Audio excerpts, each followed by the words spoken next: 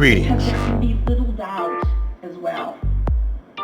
Check this out. Arbery knew exactly why the McMichaels were trying to detain him. I'm going to comment on the next video.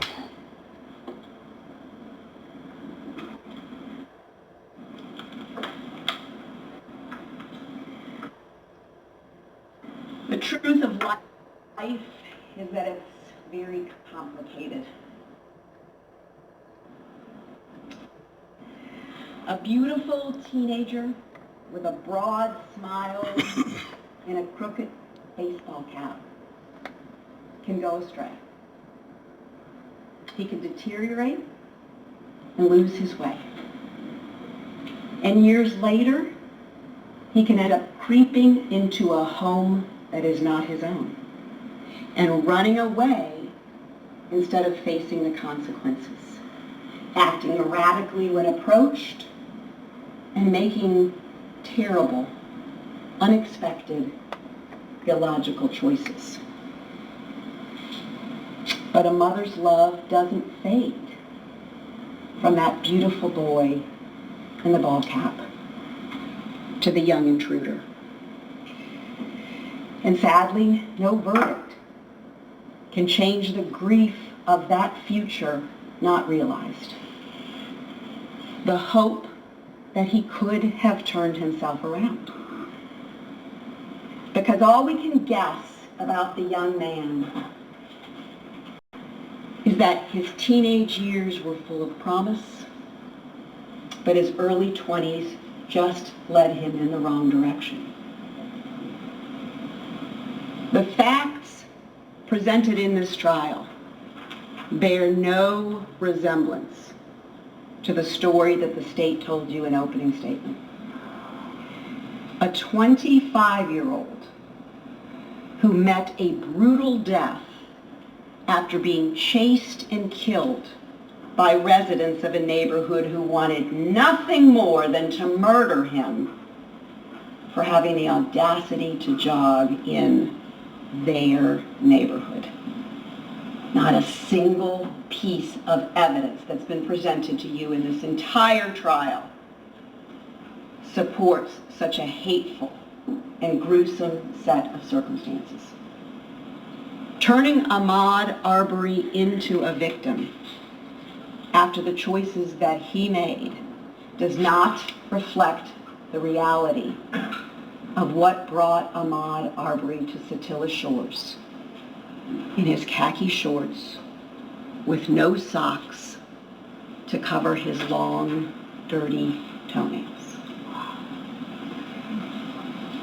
There were two sets of decision makers on February 23rd. It is not just the McMichaels' decisions that led to this tragedy. And it is a tragedy. I see it in your faces, and I have felt it in mine. A young life lost, grieving parents. Greg and Travis didn't have to do anything on February 23rd. Greg could have looked up from his boat cushions, saw Ahmaud Arbery run past, and shrug his shoulders. Maybe call 911. Maybe call Officer Rash. Maybe text Diego Perez. And the fear and the frustration of this neighborhood would continue. But Greg McMichael's driveway decision wasn't the only decision that set this tragedy in motion. Ahmaud Arbery was not an innocent victim plundering through Larry English's house on February 23rd. Tell us what's on your mind. What's really on your mind. All the other nights, like October 25th, or November 18th, or December 15th, or February 11th. Is he the person responsible for stealing Larry English's expensive boat equipment? I don't know. We don't know. No one investigated that.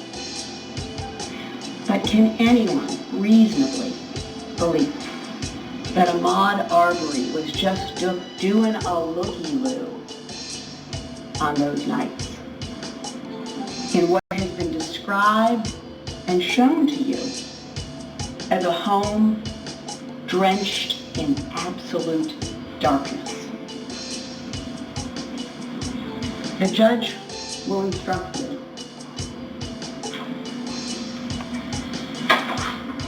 Ahmaud Arbery to be plundering through Larry English's house those 4 nights, and again on the afternoon of February 23rd. Ahmaud didn't live there, he didn't work there, he didn't have friends there, he didn't have a girlfriend there, he wasn't hanging out with a friend in that neighborhood who was a friend of a friend, he didn't jog through that neighborhood.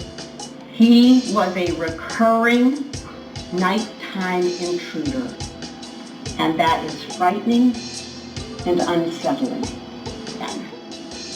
No one but Ahmaud Arbery made the decision to run like the wind when the police car responded to the calls from the owner and the neighbors. No one but Ahmaud Arbery made the decision to either reach for or certainly give the very real impression that he was reaching for a handgun on February 11th, and then to yet again run away when the police arrived. And no one but Ahmaud Arbery made the decision black not men to stop want to marry when Travis's devils. truck rolled up beside him, or just plain run away into the woods, or in the culverts that you'll see all over the state's evidence, or the open yards, or the open garages, or yell the word help, or just keep going right, straight down till it drives right into Officer Minshew's patrol car. She got the nerve to have a sign saying common sense and reason. This is before the whole world. They think they can say anything and get away with it. I'm glad this is happening, because if the black man and black woman don't see that you're in a society of devils, they want you to bow down to them for your God. And a lot of you doing it. A lot of you marrying these devils. You think they way of living is pleasing to the real, true, living God.